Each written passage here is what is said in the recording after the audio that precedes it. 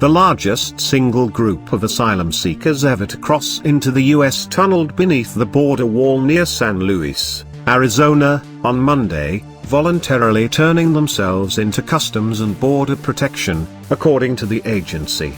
Migrants can be seen marching toward Border Patrol agents by the hundreds, according to video obtained by ABC News.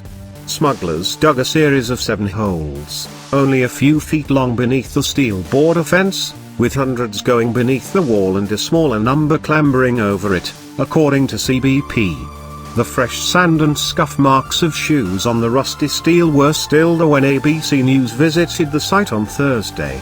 The agency says 179 of the record 376 people who crossed were children, including over 30 unaccompanied minors, children under 18 traveling on their own.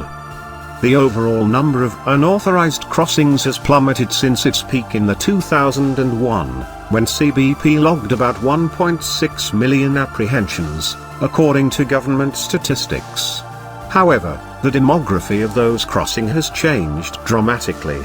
Parents with children now comprise over 80% of the total apprehensions of those crossing the 2,000-mile-long border with Mexico. The vast majority of them, like the group near Yuma Monday, surrender immediately or seek out Border Patrol agents in order to begin the asylum process. CBP Yuma Border Sector Chief Anthony Porvaznik said his unit needs better border barriers, but more urgently it needs funding to provide for these families. That's our number one challenge that we have here in the Yuma sector, is the humanitarian problem, Porvaznik said. As I mentioned, 87% of the apprehensions here are family units and unaccompanied alien children.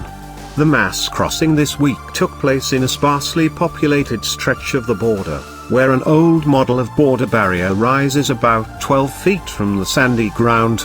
The stretched agency only had 3 agents patrolling that 26-mile-long section of the border. It took hours to process the families, most of which were sent to the area's chronically overcrowded Central Processing Center in Yuma. In my 30 years with the Border Patrol, I have not been part of arresting a group of 376 people, Porvaznik said. That's really unheard of.